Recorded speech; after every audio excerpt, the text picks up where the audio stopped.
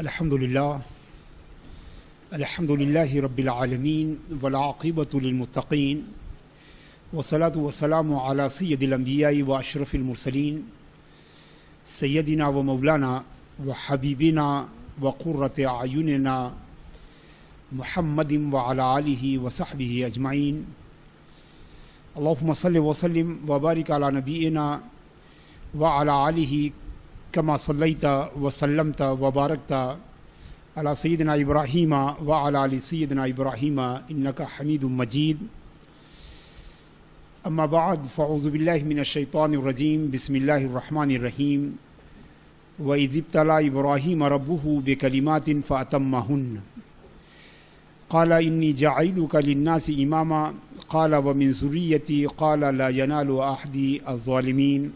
صدق اللہ العظیم وصدق رسولہ النبی الأمی الکریم ونحن علی ذلک لمن الشاہدین والشاکرین والحمد للہ رب العالمین۔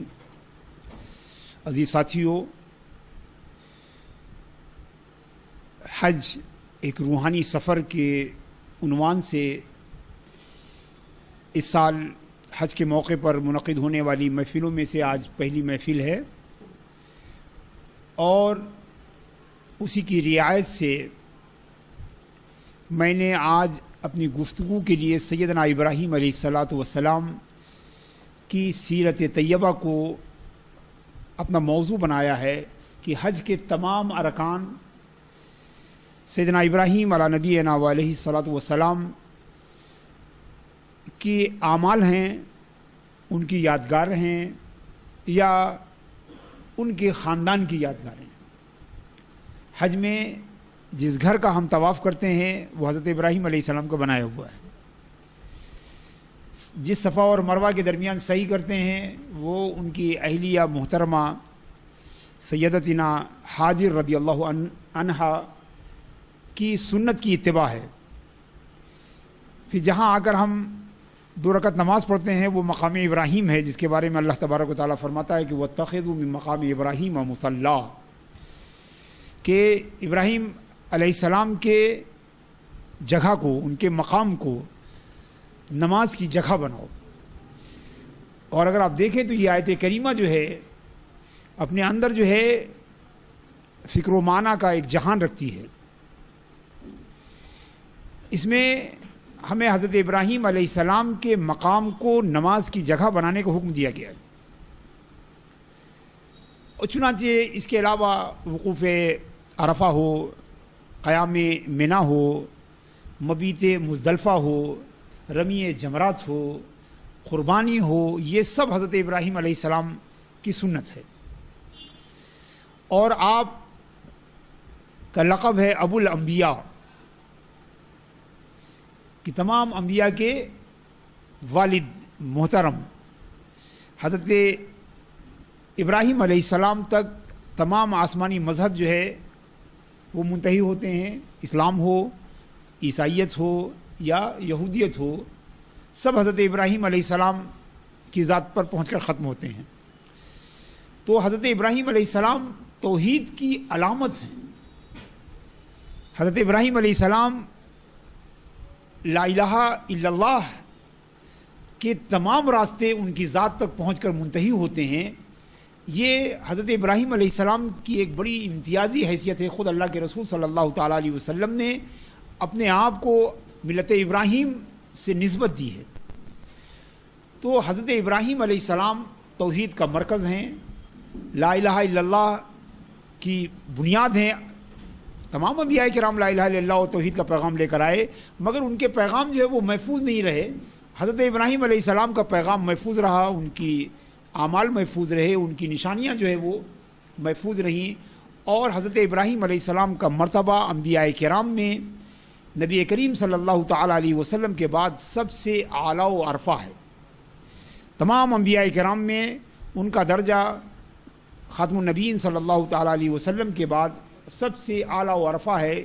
یہ بھی اسی لیے ہے کہ آپ نے دنیا کو توحید کی تعلیم دی، اور اس روئے زمین پر توحید کا جو بھی سلسلہ ہے وہ سب جو ہے حضرت ابراہیم علیہ السلام پر منتہی ہوتا ہے۔ خصوصیت سے حج جو ہے اس کے تمام ارکان جو ہے وہ حضرت ابراہیم علیہ السلام کی یادگار ہیں، جس سے یہ پتہ چلتا ہے کہ اسلام یادگاروں کو کتنی اہمیت دیتا ہے۔ یہ ایک بیحد اہم پوائنٹ ہے۔ حج کے ارکان کچھ اور بھی ہو سکتے تھے، مگر اللہ تبارک و تعالیٰ نے اپنے اس موحد بندے کے اداؤں کو قیامت تک کے لیے زندہ رکھنے کے لیے حج کے تمام ارکان جو ہے ان کے اعمال ہی پر مشتمل بنا دیے۔ لہذا یہ کہنے کی گنجائش نہیں رہی کہ اسلام میں یادگار کی کوئی اہمیت نہیں ہے، یادگار کی کوئی امپورٹنس نہیں ہے، یادگار کا کوئی مقام نہیں ہے۔ اگر اسلام میں یادگار کی کوئی اہمیت نہ ہوتی تو حج کے یہ اعمال حضرت ابراہیم، ان کی اہلیہ محترمہ اور ان کے فرزند ارجمند کے اعمال کی یادگار کو حج نہیں بنایا گیا ہوتا۔ تو اس سے اندازہ لگتا ہے کہ اسلام میں یادگار کی اہمیت ہے۔ اللہ تبارک و تعالیٰ فرماتا ہے، جس آیت کو میں نے ترجمہ کیا ہے، تلاوت کی ہے، اس کا ترجمہ پیش کر دوں کہ جب ابراہیم علیہ السلام کے رب نے چند چیزوں میں ان کا امتحان لیا تو حضرت ابراہیم اس تمام امتحان میں سرفراز، سرخرو اور کامیاب ہوئے۔ تو اللہ تعالیٰ نے فرمایا کہ انی جاعلک للناس اماما، اے ابراہیم میں تمہیں تمام انسانوں کا امام بنا رہا ہوں۔ پہلی چیز جو ہم کو سبق ملتی ہے کہ امامت اور قیادت جو ہے وہ محض خواب اور تمنا سے نہیں ملتی، بلکہ امتحانوں سے گزرنا پڑتا ہے، قربانیاں دینی پڑتی ہیں، تکلیفیں اللہ کی راہ میں اٹھانی پڑتی ہیں، تکلیفیں اٹھانی پڑتی ہیں، محنت کرنی پڑتی ہے، اللہ کے پیغام کے لیے جو ہے تمام مصائب اور ابتلا سے گزرنا پڑتا ہے، تب امامت اور قیادت اور سیادت اور لیڈرشپ کا مقام مرتبہ ملتا ہے۔ یہ آسانی سے نہیں ملتا، یہ صرف خواب دیکھنے سے نہیں ملتا، یہ صرف تمنائیں کرنے سے نہیں ملتا، یہ سب آرزو کے ذریعے حاصل نہیں کیا جا سکتا، پہلی بات۔ اور اللہ فرماتا ہے انی جاعلک للناس اماما۔ تو حضرت ابراہیم نے عرض کیا وہ من ذریتی، اے اللہ تبارک و تعالی کیا یہ امامت جو ہے وہ میرے خاندان میں، میرے بچوں میں بھی چلے گی؟ یہ ایک فطری بات تھی۔ ہر باپ چاہتا ہے کہ جو منصب اس کو ملا ہے اس کے بچے اس سے آگے نکلیں، کم از کم وہ منصب تو اس کے پاس رہے جو اس کے اپنے پاس ہے، تو بچوں کے پاس وہ منصب، وہ اقتدار رہے۔ تو حضرت ابراہیم نے بھی پوچھا کہ اے بار الہ، یہ انسانیت کی امامت اور سیادت کا جو ہے جو منصب ہمیں دیا جا رہا ہے، کیا یہ میرے بچوں میں، میری نسل میں، میرے خاندان میں بھی جاری ساری رہے گا؟ تو اللہ تعالیٰ نے ایک قانون دیا جو اسلام کا قانون ہے اور جسے اچھی طرح سمجھنے کی ضرورت ہے۔ اللہ نے فرمایا کہ لا ینال عہدی الظالمین، یہ میرا عہد جو ہے، یہ میری طرف سے ملنے والا یہ منصب جو ہے، یہ ظلم کرنے والوں کو ملنے والا نہیں ہے۔ لہٰذا اب مطلب یہاں منع بھی نہیں کیا جا رہا ہے کہ آپ کے نسل میں یہ نہیں رہے گا، یہ نہیں کہا جا رہا ہے کہ ایسا نہیں ہوگا، بلکہ یہ کہا جا رہا ہے کہ آپ کی نسل میں جو آپ کے طریقہ کار پر چلنے والا ہوگا، جو آپ کی سنتوں پر عمل کرنے والا ہوگا، جو آپ کی طرح زندگی گزارنے والا ہوگا، وہ اس کا مستحق ہوگا، مگر جو آپ کا راستہ چھوڑ دے گا، جو آپ کا طریقہ چھوڑ دے گا، محض آپ کے خاندان میں ہونے کی وجہ سے نہیں ملنے والا۔ لہذا پہلا پیغام بہت ہی کلیئر ہے، جو ہمارے خانقاہوں میں جو لوگ بیٹھے ہوئے ہیں اور جو صرف پدرم سلطان بود کہ ہمارے باپ دادا جو ہے وہ سلطان تھے، ہمارے باپ دادا جو ہے وہ مخدوم تھے اور خواجہ تھے اور یہ تھے، صرف اس بنیاد پر اگر وہ چاہتے ہیں کہ امامت و قیادت، تو یہ قرآنی اصول کے بالکل خلاف۔ ان کو ان کے باپ دادا کی مزاریں ان کو وراثت میں مل سکتی ہیں، باپ دادا کی بنائی ہوئی پراپرٹی ان کو وراثت میں مل سکتی ہے، مگر روحانیت کی یہ وراثت صرف اس کو ملتی ہے جو باپ دادا کے طریقہ کار پر چلتا ہے۔ ہم نسبت اور اس کے فیوز کا بالکل انکار نہیں کرتے، ہم نسبت اور اس کے فیوز کا بالکل انکار نہیں کرتے کہ بڑوں کے جو عظمتیں جو ہیں ان کے اثرات جو ہے ان کی نسلوں میں ہوتا ہے، مگر منصب نہیں مل سکتا ہے۔ ہو سکتا ہے کہ ظاہر سی بات اللہ کی حکمت سورہ کہف میں بتایا گیا کہ اللہ تبارک و تعالیٰ نے حضرت خضر کے ذریعے ایک ایسے انسان کی دولت کو جو ہے چھپائے رکھا اور ان کے بچوں تک پہنچایا کہ جو کہ نیک تھا۔ حالانکہ ان بچوں نے کوئی نیکی نہیں کی تھی، ان بچوں نے کوئی بڑا کام نہیں کیا تھا، مگر صرف باپ دادا کی نیکی کا اثر ان تک پہنچا تھا۔ تو ہم مانتے ہیں اس اثر کو، مگر باپ دادا کے منصب کو پانے کے لیے وہی کرنا پڑتا ہے جو باپ دادا نے کر کے وہ منصب حاصل کیا ہے۔ لا ینال عہدی الظالمین، میرا یہ عہد جو ہے وہ ظلم کرنے والے یا گناہ میں مبتلا ہونے والے یا بزرگوں کا طریقہ چھوڑ دینے والے یا اپنے آباء و اجداد کی سنتوں پر عمل نہ کرنے والوں کو یہ طریقہ نہیں ملے گا۔ اور سیدنا ابراہیم علیہ السلام کو یہ مقام اور مرتبہ جو ملا ہے وہ ابتلاء اور امتحان، آزمائش کے ایک طویل سلسلے کے بعد حاصل ہوا ہے۔ آپ جانتے ہیں حضرت ابراہیم علیہ السلام کی پیدائش تقریباً 4000 سال پہلے، بلکہ 4100-4200 سال پہلے عراق میں ہوئی، بیبلین تہذیب میں ہوئی۔ اور وہ یہ تہذیب آپ جانتے ہیں کہ سیمیٹک جو سویلائزیشنز ہیں یا سیمیٹک جو نیشنز ہیں ان میں بیبلین نیشن بھی تھا۔ عراق میں 2 سیمیٹک نیشنز رہے، ایک اشور اور ایک بابل۔ اور اس سے پہلے جو وہاں سویلائزیشن تھا وہ سومری سویلائزیشن کہلاتا ہے، جو نان سیمیٹک جو ہے سویلائزیشن تھا۔ حضرت ابراہیم علیہ السلام کی پیدائش جو ہے وہ بابلین سویلائزیشن میں ہوئی۔ بابل ایک بہت مشہور سویلائزیشن تھا۔ آپ نے ہینگنگ گارڈن کا نام سنا ہوگا، عراق کا جو 7 جو ہے ونڈرس میں شمار ہوتا ہے، یہ بابلین سویلائزیشن کے زمانے میں ہی بنایا گیا ہے۔ تو اس سے لگتا ہے کہ وہ لوگ بہت ہی ترقی یافتہ ایک سویلائزیشن تھا، مگر وہ تھا پورا کا پورا میٹرلسٹک، اور پورا کا پورا سویلائزیشن جو ہے وہ جو شرک میں ڈوبا ہوا تھا۔ اس کا ہیڈ کوارٹر جو ہے ار نام کا ایک شہر تھا، ار نام کا ایک شہر تھا، جسے 30s اور 40s میں بلکہ 20s میں ایکسکیویشن شروع ہوا تھا، کھدائی شروع ہوئی تھی، اور 20-30 سالوں میں سیکنڈ ورلڈ وار سے پہلے وہ عراق میں جو ہے برٹش اور امریکن جو ہے جو آثار قدیمہ کے ماہرین ہیں، انہوں نے جو ہے اس کی کھدائی کر کے حضرت ابراہیم علیہ السلام کے اس پورے شہر کو جو ہے زمین کے اندر جو ہے سینکڑوں فٹ نیچے سے جو ہے اس کو نکال لیا، اور وہ شہر جو ہے سینکڑوں فٹ زمین کے نیچے دفن تھا۔ مگر جب نکالا تو وہ شہر اتنا جو ہے اس میں اتنے آثار دریافت ہوئے کہ ان آثار کے ذریعے قرآن مقدس کے سارے بیانات کی جو ہے تائید ہوتی ہے۔ حضرت ابراہیم علیہ السلام کے بارے میں اور حضرت ابراہیم کی قوم کے بارے میں، حضرت ابراہیم کہ جس سوسائٹی میں رہتے تھے اس سوسائٹی کے بارے میں قرآن مقدس نے جو بیان دیا وہ سب ار کے اس شہر میں موجود ہے۔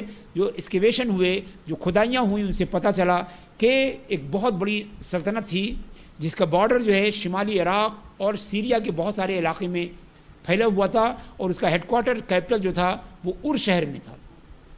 اور پوری قوم جو ہے وہ شرک میں ڈوبی ہوئی تھی اور مادہ پرستی میں ڈوبی ہوئی تھی۔ یاد رکھیے مشرکانہ قوم اور میٹیریلزم جو ہے یہ دونوں ہمیشہ ساتھ ساتھ رہتا ہے۔ ہمیشہ مشرک قومیں جو ہے وہ مادہ پرستی میں جو ہے وہ ڈوبی ہوتی ہیں، اور وہ طرح طرح کے خداؤں کو بنا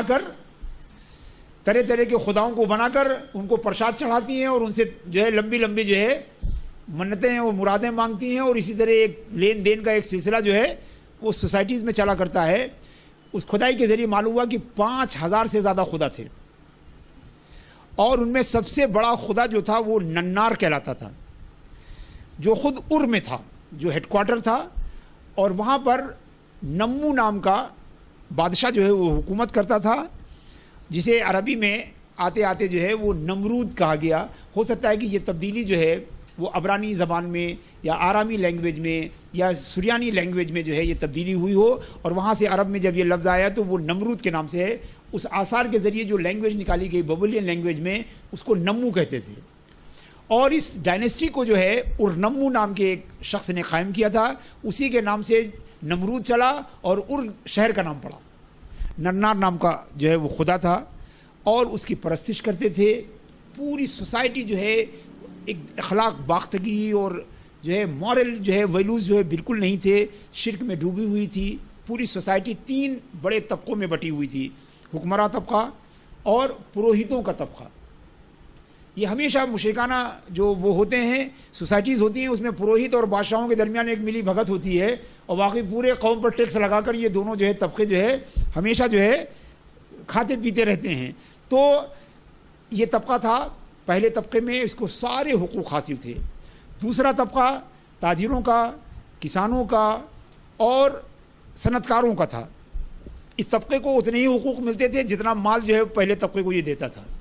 اور تیسرا طبقہ غلاموں کا تھا، سلیو کا تیسرا طبقہ تھا، اور ان کے پاس کسی طرح کے کوئی بھی حقوق نہیں تھے، بلکہ ان کا معاملہ جو ہے جانوروں سے بھی برا بدتر کیا جاتا تھا. اس میں آثار میں جو تصویریں نکلی ہیں ان سے پتہ چلتا ہے کہ وہ اپنے جانوروں کو تو چھت کے نیچے رکھتے تھے مگر اپنے غلاموں کو جو ہے کھلے آسمان کے نیچے رکھتے تھے.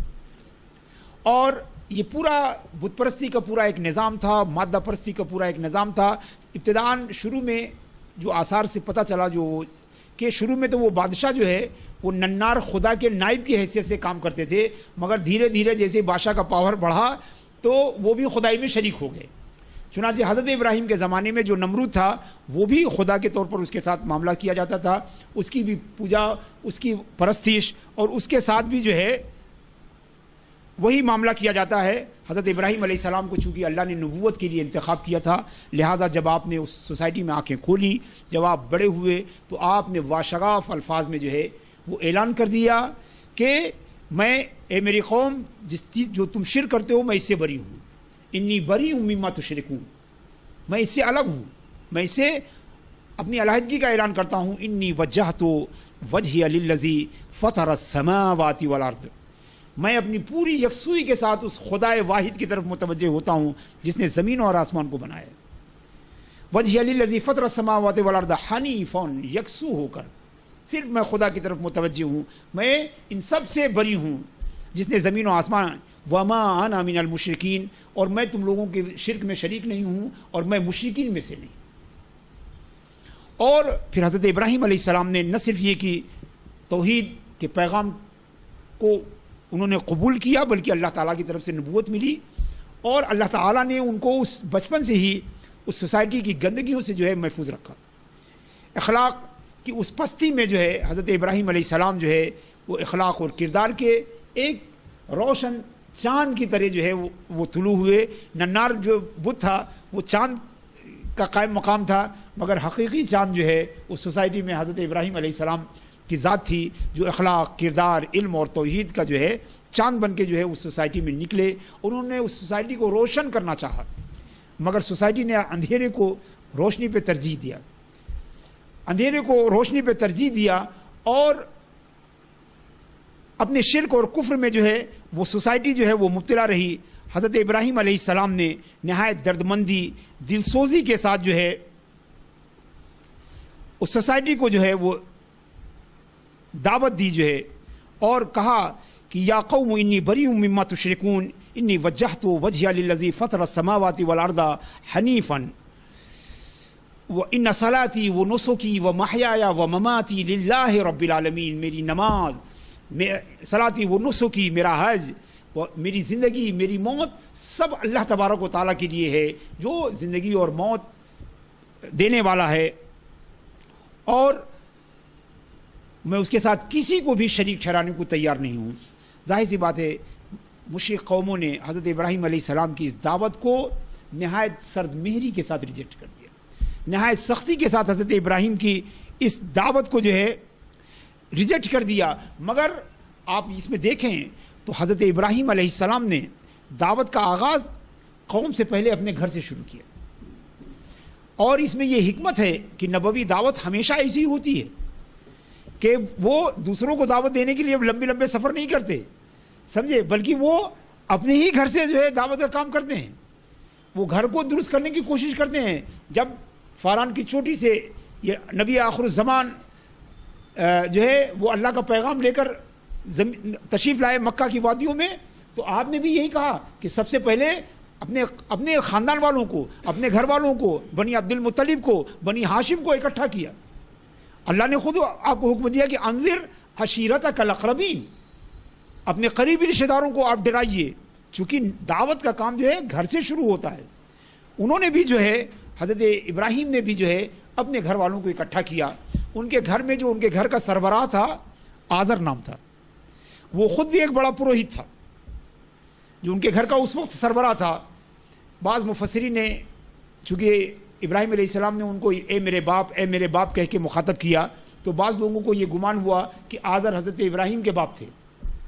امام آلوسی رحمۃ اللہ تعالیٰ علیہ جو 14ویں صدی کے سب سے بڑے مفسر گزرے ہیں, اور ان کے بعد تمام مفسرین انہی کی باتوں کی تردید کرتے ہیں, وہ لکھتے ہیں کہ آزر جو ہے جو حضرت ابراہیم کے گھر میں سربراہ تھا, سب سے بڑا تھا, وہ حضرت ابراہیم کے والد نہیں بلکہ ان کے چچا تھے. اور عربوں میں باپ کو چچا کہنے کا عام رواج ہے عربوں میں، اور بلکہ عربوں میں نہیں بلکہ تمام سیمیٹک جو نیشن ہے ان میں چچا کو باپ کہہ کے مخاطب کرنے کا عام رواج ہے. تو آزر جو ہے وہ حضرت ابراہیم کے چچا تھے امام آلوسی رحمۃ اللہ تعالیٰ علیہ کے مطابق، مگر کئی مفسرین نے باپ بھی لکھا ہے.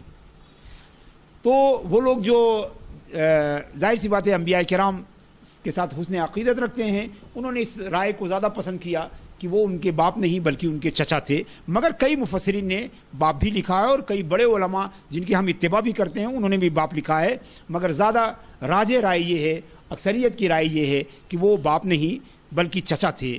حضرت ابراہیم جو بھی تھے گھر کے سربراہ تھے، پروہت تھے، ساری لذتیں حاصل تھیں. حضرت ابراہیم علیہ السلام بھی اگر چاہتے تو اسی بہتی ہوئی گنگا میں جو ہے وہ ہاتھ دھوتے اور خوب مزے سے زندگی گزارتے. مگر ظاہر سی بات ہے کہ جو ہے یہ شہادت گہے الفت میں قدم رکھنا ہے. لوگ آسان سمجھتے ہیں مسلمان ہونا یہ آسان نہیں ہے. مسلمان ہونے کے لیے بڑی قربانیاں دینی پڑتی ہیں.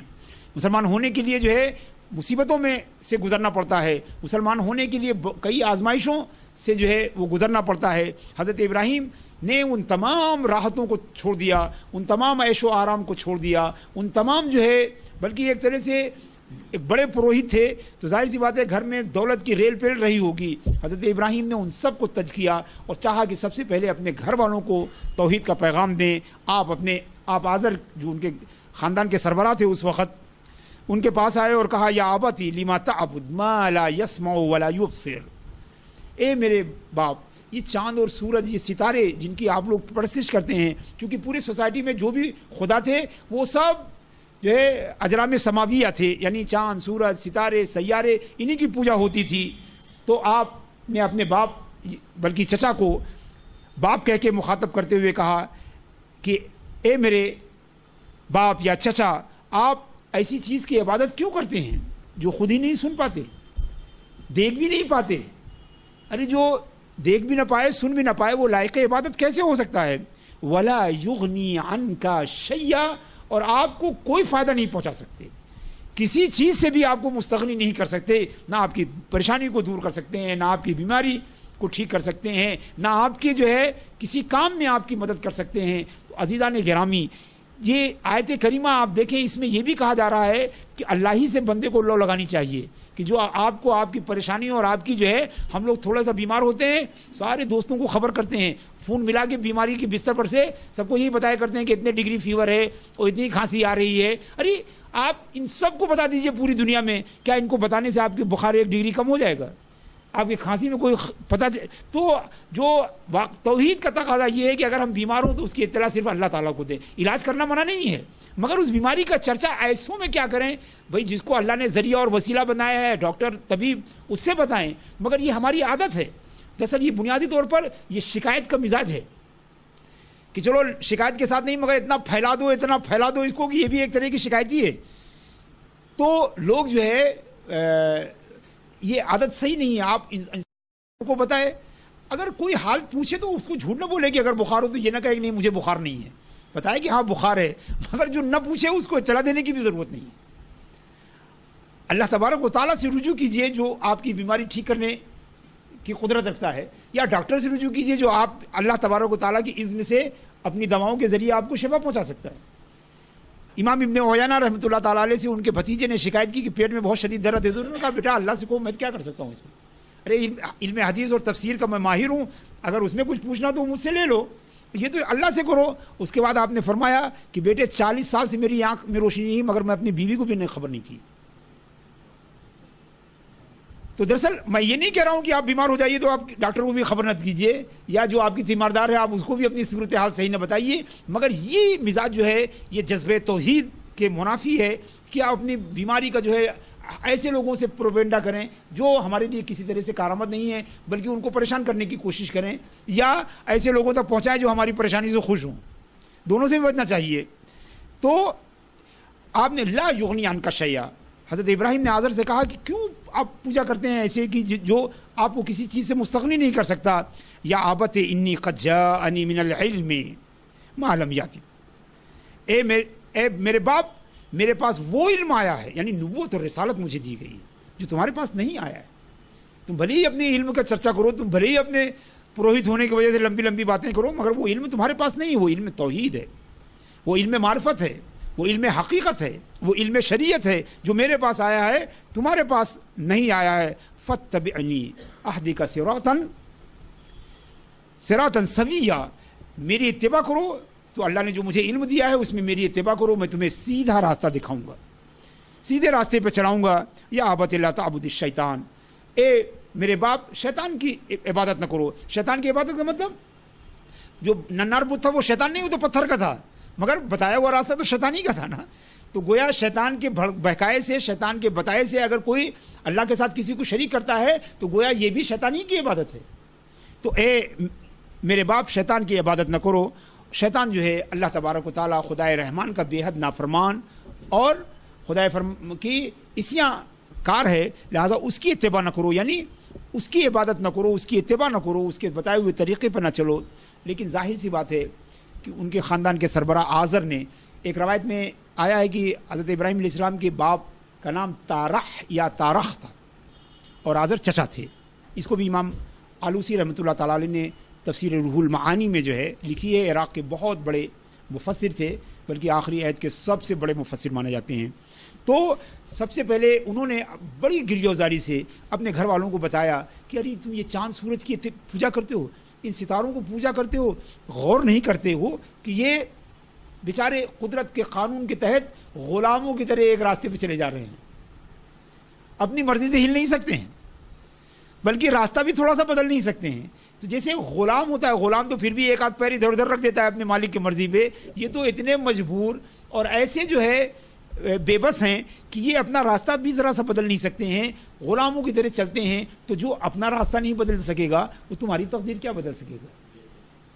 اور یہ چاند سورج جو غروب ہو جاتے ہیں اور خود کو غروب ہونے سے نہیں بچا سکتے ہیں, تو وہ تم کو کیا بچا پائیں گے مصیبت میں, جو خود اپنے آپ کو مصیبت سے نہیں بچا سکتے. اگر آپ غور کریں میرے عزیزو, میرے ساتھیوں, تو کتنی لاجیکل بات تھی, کتنی ہمدردی سے کہی گئی تھی, مگر اس منطق کا جواب ان کے گھر والوں نے جہالت سے دیا. اس لاجک کا جواب جو ہے وہ اگنورنس کے ساتھ دیا, اس محبت کا جواب جو ہے عداوت کے ساتھ دیا, اس خیرخواہی کا جواب جو ہے بدخواہی کے ساتھ دیا. اور آزر نے کہا کہ تم میری نگاہوں سے دور ہو جاؤ.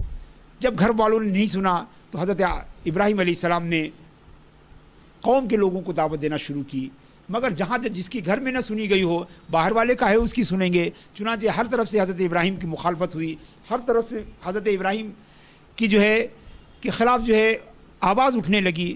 حضرت ابراہیم جہاں بھی جاتے تھے انہیں کوئی بھی سننے والے کان نہیں ملتے تھے, سمجھنے والے دل نہیں ملتے تھے, مگر ان سب تمام تر ظاہری ناکامیوں کے حضرت ابراہیم جانتے تھے کہ یہ دعوت دینا بتاتے خود ایک نیک عمل ہے, کوئی مانے یا نہ مانے. لہٰذا انبیاء کی دعوت سے یہ پیغام بھی ہم کو ملتا ہے کہ ہم جب کوئی دینی کام کرتے ہیں تو چاہتے ہیں اس کا کوئی رزلٹ اورینٹڈ ہو. ارے رزلٹ اورینٹڈ جو ہے یہ ایکسینچر کا اپنا ٹارگیٹ ہوگا, رزلٹ اورینٹڈ ہونا یہ آئی ٹی کمپنیوں کا اپنا ٹارگیٹ ہوگا. ہمارا تو کام ہے کہ اگر ہم نیک کام کر رہے ہیں, یہ عملو فسیر اللہ عملکم ورسولہ, ہم سے کہا گیا کام کرو, رزلٹ چکر میں مت پڑو. رزلٹ اگر اچھا ملے گا تو بھی تمہارا کام قبول کیا جائے گا, اور اگر اچھا نہیں ہوگا تو بھی تمہارا کام قبول کیا جائے گا. یہ تو ہم اللہ کے لیے کام کرتے ہیں. تو انبیاء کرام پر یہ حقیقت کھلی ہوئی تھی. وہ یہی حساب نہیں کرتے تھے کہ کتنے لوگوں کو ہم نے داخل کیا اور کتنے لوگ جو ہے ہمارے ساتھ جو ہے وہ نکل پڑے, اس پر کوئی وہ کاؤنٹ نہیں کرتے تھے. جب بھی آج سارا زور اسی پر ہے, نمبر گیم ہو رہا ہے دعوت کے نام پر, جو ہے صرف نمبر گیم چل رہا ہے. حضرت ابراہیم علیہ السلام لگے رہے. آخر میں یہ بات کشاں کشاں دھیرے دھیرے جو ہے نمرود تک پہنچی. نمرود نے جو ہے کہا بلواؤ اس کو. بلکہ نمرود تک بات پہنچنے سے پہلے قرآن کریم نے ایک واقعہ دیا ہے جس کو تورات میں تو ذکر نہیں کیا گیا ہے, مگر تلمود جو یہودیوں کی دوسری سب سے بڑی کتاب ہے اس میں یہ واقعہ دیا ہے کہ جب حضرت ابراہیم کہتے کہتے تھک گئے اور کسی نے آپ کی بات نہیں سنی, کسی نے توحید کا پیغام قبول نہیں کیا, تو آپ نے سوچا کہ ان کے دلوں کو تھوڑا دھکا لگایا جائے, ان کے دماغ میں تھوڑا سا زلزلہ پیدا کیا جائے, ان کی سوچ میں تھوڑا اضطراب پیدا کیا جائے. چنانچہ آپ نے ایک پروگرام کیا کہ وہ ابراہیم علیہ السلام کی قوم جو ہے وہ سال میں ایک خاص دن جو ہے ایک تہوار مناتی تھی. شہر سے باہر نکل کر جو ہے وہ ایک جگہ جمع ہوتی تھی اور طرح طرح کے کھیل تماشے اور مشرکانہ عمل کرتی تھی، وہ دن جب آیا اور وہ ساری قوم میں بادشاہ اور فوج اور پروہتوں اور عوام کے جو ہے نکل گئی، اور یہ چھوٹا شہر نہیں تھا، 4000 سال پہلے کا تھا۔ اسکیویشن کی جو رپورٹ آئی ہے اس کے مطابق شہر کی آبادی 2.5 لاکھ تھی۔ شاید ہی دنیا میں اس وقت کوئی شہر جو ہے اس چکر کا رہا ہو۔ 2.5 لاکھ بہت بڑی بات ہے اس زمانے میں، 4000 سال پہلے 4000 سال پہلے 2.5 لاکھ کا شہر ہونا یہ بہت بڑی بات ہی ہے۔ اس کا مطلب یہ کہ بہت سویلائزڈ ہو، بہت ہی ترقی یافتہ مادی طور پر میٹیریلسٹک پوائنٹ آف ویو سے جو ہے وہ بڑی ہی ترقی یافتہ جو ہے وہ قوم تھی۔ چنانچہ وہ سارے لوگ نکل گئے تو حضرت ابراہیم جو ہے وہ جو بت خانہ تھا ان کا، جو مین مرکزی جو بت خانہ تھا، وہاں آپ تشریف لائے، اور تشریف لانے کے بعد آپ نے ایک کلاڑی یا ہتھوڑے سے جو ہے جتنے بت تھے چھوٹے چھوٹے سب کی گردنیں کاٹ توڑ دی۔ وہ بت خانہ ایسا بنا ہوا تھا جو آثار میں بتایا کہ ایک بڑے سے چبوترے پر ننار دیوتا کا بت تھا، اور اس کے دونوں طرف جو ہے کم اونچے چبوترے پر دوسرے جو ہے چھوٹے چھوٹے جو وہ تھے مطلب بت وہ رکھے ہوئے تھے۔ حضرت ابراہیم اس حال میں گئے اور ہتھوڑے سے دونوں طرف جو بت چھوٹے چھوٹے تھے سب کی گردنیں توڑ دی، اور ہتھوڑا جو ہے وہ بڑے والے بت کے گلے میں ڈال دیا اور چپ چاپ نکل لیے وہاں سے۔ اب یہ شام کو جب پوری قوم آئی تو سناٹے میں آ گئی کہ سارے خداؤں کی یہ درگت جب دیکھی تو بالکل حیرت میں کہ بھئی یہ کیا ہو گیا، آپس میں بات کرنے کی یہ کون ہو سکتا ہے یہ ایسا کرنے والا۔ تو کسی نے بتایا کہ وہ ایک نوجوان ہے ابراہیم نام کا، وہی ہمارے بتوں کے خلاف بولتا رہتا ہے، یہ اسی کی حرکت ہوگی۔ تفتیش ہوئی تو پتہ چلا کہ حضرت ابراہیم وہاں گئے بھی نہیں تھے، وہ کبھی جاتے ہی نہیں تھے وہاں پر اس مشرکانہ اعمال میں۔ چنانچہ حضرت ابراہیم کو بلایا گیا، ظاہر سی بات ان کا خاندانی جو ہے وہ پنڈتائی اور پروہت گیری کرتا تھا۔ چنانچہ ان کو بلایا گیا اور کہا گیا انتا فعلتا بآلہتنا یا ابراہیم، ہمارے خداؤں سے تم نے یہ کیا ہے۔ حضرت ابراہیم نے بڑا سادہ جواب دیا، ارے بھائی جن کی درگت بنی انہی سے پوچھ لو، ان کے ساتھ یہ حرکت کس نے کی ہے، جا کے انہی سے پوچھ لو ان کے ساتھ یہ حرکت کس نے کی ہے۔ تو وہ بتانے لگے کہ سارے بتوں کے گردن ٹوٹے ہیں، صرف بڑے والے کی گردن نہیں ٹوٹی، اور اسی کے کندھے پر ہتھوڑا رکھا ہوا تھا۔ تو حضرت ابراہیم نے کہا کہ وہی بڑے والے بت کی حرکت ہوگی، جو سارے چھوٹے چھوٹے خداؤں کو جو ہے ان کی گردنیں توڑ کے جو ہے جس کے پاس جو ہے آلہ قتل نکلا ہے وہی مجرم ہے۔ آپ جانتے ہیں کہ آلہ قتل کی امپورٹنس کتنی ہوتی ہے، تو جس کے پاس نکلا ہے وہی مجرم ہے۔ تو جا کے ان چھوٹے خداؤں سے پوچھو کہ ان کے ساتھ کس نے کیا ہے۔ ظاہر سی بات ہے یہ ایسا تیر بہدف طریقہ تھا کہ سب سناٹے میں آگے، سب کے سر جھک گئے، مرضی کے بغیر، ارادے کے بغیر سر جھک گئے۔ یہ ایسی حجت تھی، ایسی دلیل تھی، ایسا برہان تھا کہ کسی کی زبان سے ایک لفظ نہیں نکل سکا، سب نے سر جھکا لیا۔ اور بڑی جو ہے دشواری سے ایک صاحب بولے کہ اے ابراہیم تم جانتے ہو کہ یہ بول نہیں سکتے ہیں۔ تو حضرت ابراہیم نے کہا کہ لعنت ہو تم لوگوں کے اوپر، سمجھے کہ جو بول نہیں سکتے ہیں، جو سن نہیں سکتے ہیں، جو اپنا دفاع نہیں کر سکتے ہیں، وہ تمہارا دفاع کیا کریں گے؟ جو خود نہیں سن سکتے ہیں وہ تمہاری کیا سنیں گے؟ جو خود بول نہیں سکتے ہیں وہ تمہاری بھلائی کیا کریں گے؟ جو اپنے کو نہیں بچا سکتے وہ تم کو کیا بچائیں گے؟ ایسی دلیل تھی کہ سب سنے چپ رہے۔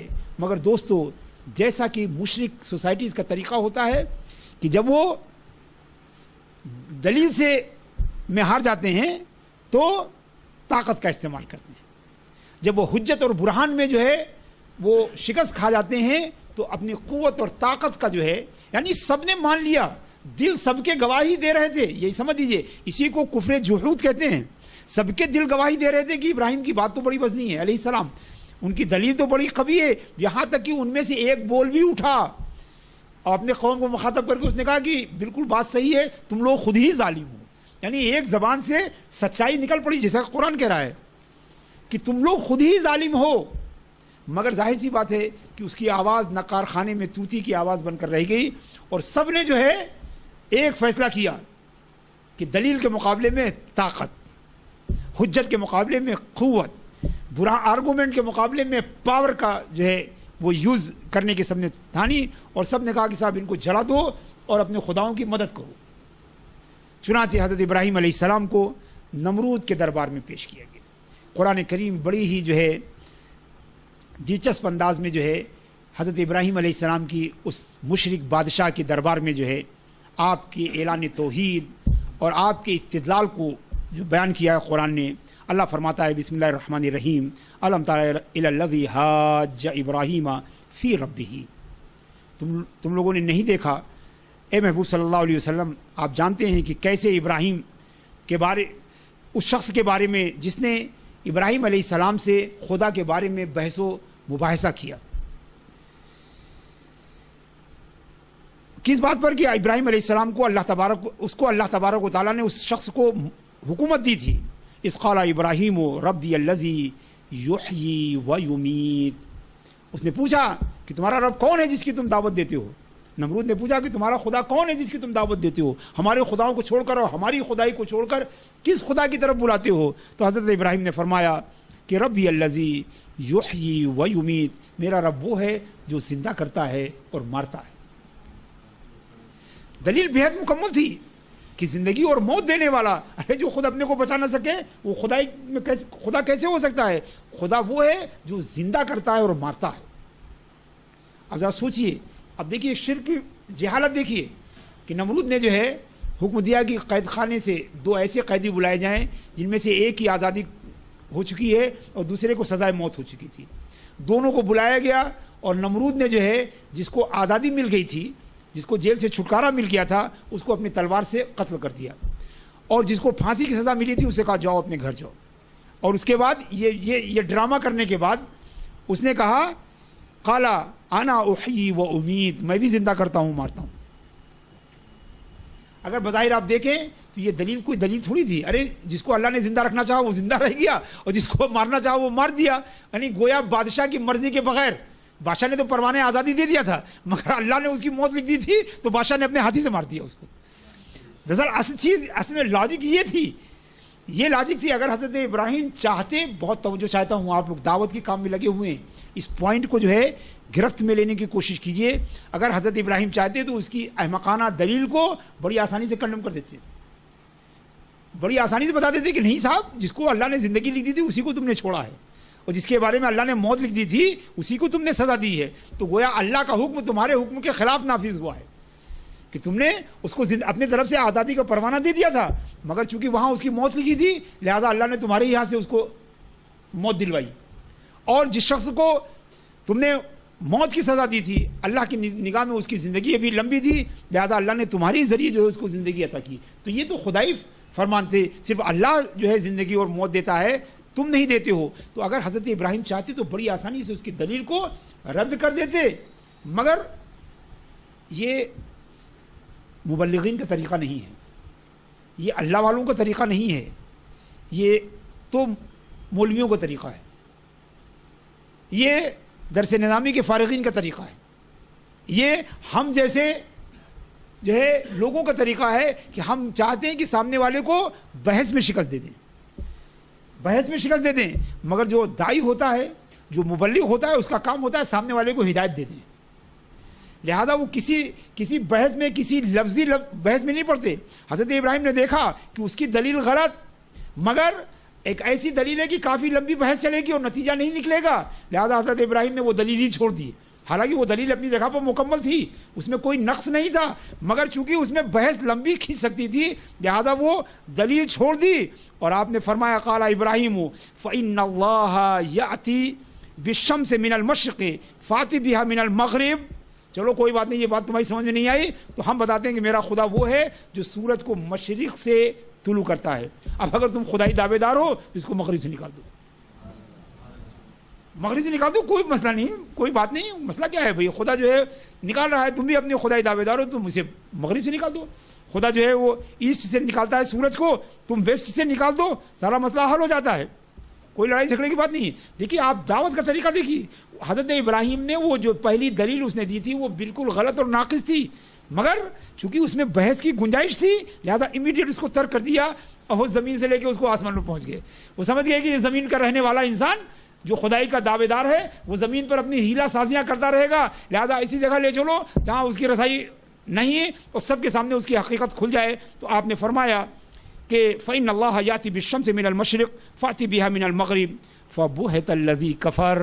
زمین پہ تو اس کی داؤں پہ چلی تھی مگر آسمان پہ کیا چلتی, وہ حیرت زدہ رہ گیا, حیرت زدہ خاموش ہو کے رہ گیا.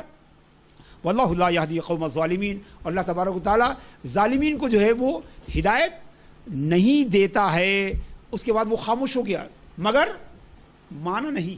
دیکھیے جیسے قوم خاموش ہو گئی مگر مانی نہیں. جیسی قوم جیسی راجا یتھا راجا تتھا پرجا, جیسا راجا ہوتا ہے ویسے پر جائے گا. خود ایک ہمارے یہاں ایک اثر میں آیا ہے, حدیث ہے کہ نہیں مجھے پتہ نہیں ہے, کہ الناس علی دین ملوکہم, لوگ جو ہے اپنے بادشاہوں کے جو ہے طریقے پر ہوتے ہیں.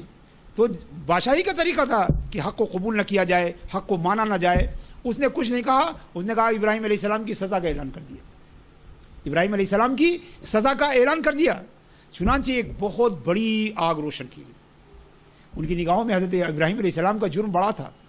یہ جرم بڑا نہیں تھا کہ وہ توحید کی دعوت دے رہے تھے, بڑا جرم یہ تھا کہ انہوں نے مشرکین کو ساکت کر دیا تھا, ساکت کر دیا تھا. اور انسان طاقت جب ہی استعمال کرتا ہے جب اس کے بعد دلائل ختم ہو جاتے ہیں. جب تک دلائل رہتے ہیں طاقت استعمال کرنے کی ضرورت نہیں ہوتی. اور اسلام تو ایک ایسا دین ہے کہ جس کے لیے طاقت استعمال کرنے کی ضرورت ہی نہیں ہے. یہاں تو دلائل ہی سے کام چلایا جا سکتا ہے. ایک دلیل نہ مانے دوسری دلیل دیجیے, وہ نہ مانے تیسری دیجیے, چوتھی دیجیے, صبح شام دیجیے. توحید کا قضیہ اور اسلام کی حقانیت تو اتنی واضح ہے کہ مسلمان صرف ایک کام کرے کہ 10-15 سال جو ہے جنگ و جدال روک دیں. یقین کیجئے کہ لڑائی جھگڑے روک دیجئے, صرف 15-20 سال دنیا کو امن کے ساتھ رہنے دیجئے, انشاءاللہ تبارک و تعالیٰ دنیا خود بخود اسلام قبول کر لے گی. اور یہی وجہ ہے کہ شدت پسندی کو جو ہے سب سے زیادہ ہوا جو دے رہے ہیں وہ مغرب کے لوگ دے رہے ہیں, تاکہ شدت پسندی کی شور میں اسلام کی حقانی دعوت جو ہے, اسلام کی ربانی دعوت جو ہے وہ لوگوں کے کان میں نہ جانے پائے, لوگوں کے کان میں نہ جانے پائے. تاکہ یہ جو قتل و غارت گری ہے, یہ جو طوفان ہے, یہ جو بم کے دھماکے ہیں, یہ جو سوسائڈل جو ہے اٹیک ہیں, اس کی شور میں اسلام کی حقیقی دعوت کہیں چھپ جائے. کچھ نہیں کرنا ہے, اسلام اتنا سچا دین ہے. اور آج دنیا سچائی کو قبول کرنے کے لیے جتنا تیار ہے ماضی میں کبھی نہیں تھی. وہاں دیکھا کہ حضرت ابراہیم علیہ السلام نے کتنی دردمندی کے ساتھ, کتنی دلسوزی کے ساتھ, کتنی جو ہے وہ ہمدردی کے ساتھ دعوت دی, اور کتنی عقلی دلیلیں رکھی مگر وہ نہیں مانے. آج دنیا ایسی ہے کہ اگر آپ سچی دلیل دیجئے تو اس کو قبول کرنے کو تیار ہیں, لیکن آپ ڈنڈا لے کے جائیے گا تو ظاہر سی بات ہے جو ماننے کو تیار ہے وہ بھی نہیں مانے گا. لہذا جو اسلام دشمن طاقتیں ہیں وہ آپ جانتے ہیں کہ وہ اس شدت پسندی کو ختم نہیں کرنا چاہتی, بلکہ شدت پسندی کے شاخوں کو کاٹتے رہنا چاہتی ہیں کہ یہ شاخ جو ہے صرف مشرق وسطیٰ تک رہے, مڈل ایسٹ تک. یہ شدت پسندی کا جو یہ پیڑ ہے اس کی شاخیں جو ہے وہ صرف جو ہے اسلام آباد سے لے کے اور جو ہے مراکو تک رہے, یہ یورپ کی طرف اس کی شاخ بڑھنے نہ پائے. تو جب یورپ کی طرف بڑھتی ہے تو اس شاخوں کو وہ کاٹ دیتے ہیں. امریکہ کی طرف جب شدت پسندی کا درخت اس کی شاخیں بڑھتی ہیں تو اس کو کاٹ دیتے ہیں, مگر یہ مشرق وسطیٰ میں پھیلا رہے تاکہ اسلام کی صحیح ترجمانی نہ ہونے پائے, تاکہ صحیح امن امان قائم نہ ہونے پائے, اور لوگ ایک غیر جانبدارانہ نان الائن انداز میں جو ہے اسلام کو سننے نہ پائیں. اسی لیے روکا جا رہا ہے. حضرت ابراہیم علیہ السلام کی اس پورے اس میں جو ہے توحید کی تعلیم کا, توحید کی دعوت کا ایک پورا نظام ہے, وہ بدلے پر آمادہ ہو گئے. اب بدلہ کیا؟ ایک آدمی کو مارنے کے لیے جو ہے میرے خیال میں 10-12-15 لکڑیاں کافی تھیں, مگر بادشاہ کو تو اپنی طاقت دکھانی تھی نا. وہ ایک آدمی کو مارنے کے حساب سے اس نے لکڑی نہیں جمع کی, بلکہ اس نے اپنے جو خود ساختہ خدائی تھی اس کے اظہار کے لیے ایک بڑی سی آگ روشن کی. یاد رکھیے وہ حضرت ابراہیم علیہ السلام ایک آدمی ان کی نگاہ میں ان کو ختم کرنے کے لیے یا کسی ایک آدمی کو ٹارگٹ بنانے کے لیے ایک تھوڑی سی لکڑی بھی کافی, مگر نہیں, اس نے ایک ایسی بڑی آگ جلائی کہ اس میں اتنی حرارت پیدا ہوئی کہ اس کے قریب بھی کوئی جانے کو تیار نہیں ہو رہا. مفسرین میں تفسیروں میں تو عجیب و غریب باتیں بھی آئی ہیں, مگر یہ تقریباً اتفاق ہے کہ وہ آگ اتنی شدید تھی اور اتنی حرارت جو ہے جنریٹ کر رہی تھی, اتنا ہیٹ جنریٹ کر رہی تھی حضرت ابراہیم علیہ السلام کو جلانے کے لیے جو آگ تیار کی گئی تھی, کہ اس کے پاس تک کوئی جانے کو تیار نہیں ہوا. اور پہلی بار منجنیق کا استعمال کیا گیا, اور یہ بھی جو ہے نمرود اور اس کی جو ہے فوجیوں نے دنیا میں منجنیق کہتے ہیں ایک ایسا آلہ کہ جس کے ذریعے کسی چیز کو دور پھینکا جائے. بعد میں وہ قلعے کو توڑنے کے لیے اور قلعے پر قبضہ کرنے کے لیے وہ پتھروں کا اس میں استعمال کیا جاتا تھا, بارود کے بم کا استعمال کیا جاتا تھا دور پھینکنے کے لیے, مگر پہلی مرتبہ وہ آلہ حضرت ابراہیم علیہ السلام کو اس بڑی آگ میں ڈالنے کے لیے استعمال کیا گیا. آپ دیکھیں اب ان کے پاس دلیل نہیں تھی, ان کے پاس کوئی حجت نہیں تھی, ان کے پاس اپنے مسلک کو, اپنے طریقے کو ثابت کرنے کے لیے کوئی ذریعہ نہیں تھا, وہ صرف قوت سے کر رہے تھے. آج بھی آپ دیکھیں پاکستان سے لے کے اور مراکش تک جماعتیں ہیں جو اپنی بات منوانے کے لیے جو ہے کلاشنکوف کا سہارا لے رہی ہیں. تو یہ ایمان والوں کا طریقہ نہیں ہے. بلکہ یہ تو ہمیشہ سے جو ہے مشرکین کا طریقہ رہا ہے کہ طاقت کے ذریعے جو ہے وہ بدلا جائے اور طاقت کے ذریعے جو ہے اقتدار پر قبضہ کیا جائے اور طاقت کے ذریعے لوگوں کے افکار کو بدلے جائیں، جبکہ اسلام ہمیں ایک ایسے اسلام کی دعوت دیتا ہے جو دل سے قبول کیا جائے۔ لوگوں کی زبانیں تو آپ بدل سکتے ہیں، لوگوں کے قدموں کے راستے جو ہے وہ آپ بدل سکتے ہیں، مگر طاقت سے آپ کسی کا دل نہیں بدل سکتے۔ اور جبکہ اسلام نام ہے دل کی تبدیلی کا، نہ کہ راستے کی تبدیلی کا، نہ کہ زبان کی تبدیلی کا۔ لہذا یہ ساری ایکسرسائز بے معنی ہے جو لوگ طاقت کے ذریعے اسلام پھیلانے کی بات کرتے ہیں۔ وہ طاقت کے ذریعے اسلام کے خلاف نفرتیں پھیلا سکتے ہیں مگر اسلام نہیں پھیلا سکتے۔ حضرت ابراہیم علیہ السلام کی زندگی میں یہ سبق اتنا کلیئر ہے کہ اس کی کسی شرح و بسط اور تفصیل کی ضرورت نہیں ہے۔ حضرت ابراہیم علیہ السلام کو منجنیق کے ذریعے آگ میں پھینکا گیا، قیامت برپا ہو گئی زمین و آسمان میں۔ آسمان میں فرشتوں کی محفلوں میں جو ہے کوہرام مچ گیا۔ فرشتوں نے اللہ تبارک و تعالیٰ سے عرض کیا کہ اے باری الہ، تیری زمین پر تیرا نام لینے والا ایک ہی شخص ہے جس کا نام ابراہیم ہے، اسے آگ میں ڈالا جا رہا ہے، آگ میں ڈالا جا رہا ہے، اس کو بچانا بے حد ضروری ہے۔ اے اللہ، اگر ابراہیم علیہ السلام کو ختم کرنے کے اپنے ناپاک مقصد میں یہ مشرکین کامیاب ہو گئے تو زمین پر تیرا نام لینے والا کوئی نہیں رہے گا۔ قیامت برپا ہو گئی، زمین جو ہے لا الہ الا اللہ کہنے والے سے خالی ہو جائے گی، زمین جو ہے اللہ کا نام لینے والے سے خالی ہو جائے گی۔ اللہ تبارک و تعالیٰ نے فرشتوں سے کہا تم میں سے جس کو جو کرنا ہے وہ کر لے۔ چنانچہ تفسیروں میں آیا ہے کہ بادل کا فرشتہ آیا اور حضرت ابراہیم راستے میں تھے، بادل کا فرشتہ آیا، منجنیق سے نکل چکے تھے، آگ کی طرف ان کا بدن بڑھ رہا تھا، تو حضرت وہ بادل کا فرشتہ آیا اور کہا اے ابراہیم علیہ السلام، اگر آپ کہیں تو میں ابھی پانی برسا دوں گا، یہ ساری آگ ٹھنڈی ہو جائے۔ حضرت ابراہیم نے منع کر دیا، کہا جاؤ اپنا کام دیکھو، مجھے تمہاری ضرورت نہیں ہے۔ یہاں تک کہ بالکل جب آگ کے قریب ہو گئے تو خود حضرت جبرائیل علیہ السلام آئے، اور حضرت تفسیروں میں آیا ہے واللہ اعلم بالصواب کہ حضرت جبرائیل علیہ السلام آئے اور کہا کہ حل لک من حاجہ یا ابراہیم، اے ابراہیم تمہیں کوئی حاجت ہے؟ تو حضرت ابراہیم نے کہا حاجت تو ہے، کون بندہ ایسا ہے جو بے حاجت ہو جائے؟ اما الیک فلا، مگر تم سے حاجت نہیں۔ حاجت تو ہے، جو کہے کہ حاجت نہیں ہے اس کا ایمان مکمل نہیں ہے۔ کوئی بندہ اللہ سے مستغنی نہیں ہو سکتا ہے، اللہ غنی ہے، سب محتاج ہیں۔ تو انہوں نے کہا کہ ہم ہے مگر تم سے نہیں ہے، تم سے نہیں ہے۔ تو کہا کہ اچھا یہ اللہ ہی سے دعا کر لیجئے۔ حضرت جبریل نے کہا کہ اگر آپ کو اللہ سے حاجت ہے تو اللہ سے دعا کر لیجئے۔ تو حضرت ابراہیم نے جو جواب دیا ہے وہ توحید کا عطر ہے، توحید کا خلاصہ ہے، ایمان باللہ کا اسارہ ہے، وہی ایمان کا حقیقی جوہر اور ایمان کا حقیقی مطلب ہے۔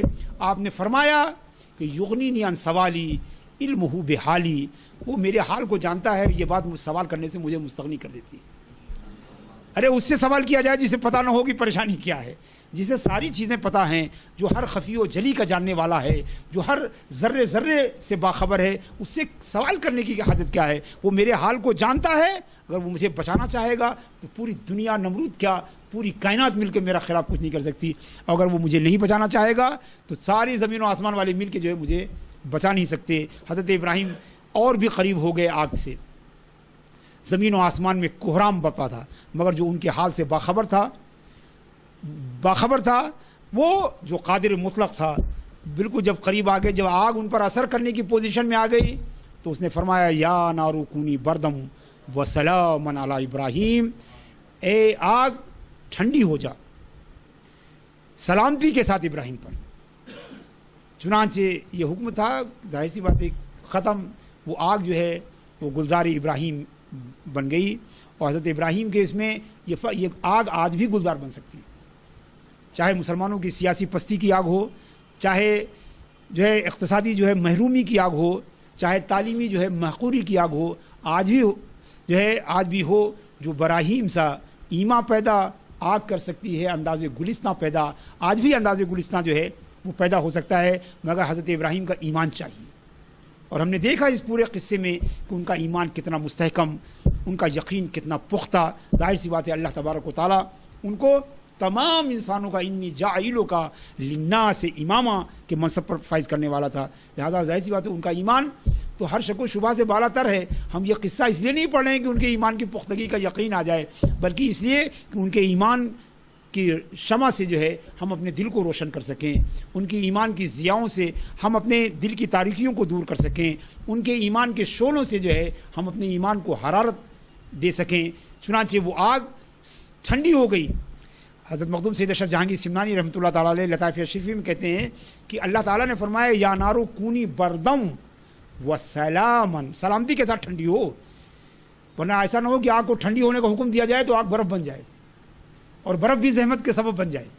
لہذا بردن کے ساتھ سلامن بھی کہا گیا، اتنی ہی ٹھنڈی ہو جتنا ابراہیم کو ضرورت ہے، اتنی ٹھنڈی نہ ہو جائے کہ معلوم ہوا کہ گرمی کے بجائے ٹھنڈک جو ہے وہ نقصان دہ ہو جائے میرے خلیل اور میرے بندے کے لیے۔ لہذا فرمایا یا نارو کونی بردم و سلامن، سلامتی کے ساتھ ٹھنڈی ہو۔ چنانچہ آگ ٹھنڈی ہو گئی، اور اس کے بعد طویل قصہ ہے، وقت میں نے سوچا تھا کہ میں پورا قصہ ہی، چونکہ اللہ فرماتا ہے کہ وَإِذَا ابْتَلَىٰ إِبْرَاهِيمَ رَبُّهُ بِكَلِمَاتٍ، چند چیزوں میں کیا، اور یہ ابھی پہلا ہی امتحان ہے، اور اس کے بعد تو اور بھی امتحانات تھے جو اللہ نے اپنے بندے سے لیے، اور ابراہیم علیہ السلام کی سیرت کو رہتی دنیا تک اہل توحید کے لیے، اہل اسلام کے لیے، اہل ایمان کے لیے جو ہے ایک نظیر، ایک نمونہ بنایا۔ یہی حج کی معنویت ہے، یہی حج کی معنویت ہے۔ حج اسی لیے فرض کیا گیا کہ ہم حضرت ابراہیم کو بھولنے نہ پائیں، ان کی زندگی کو نہ بھولنے پائیں۔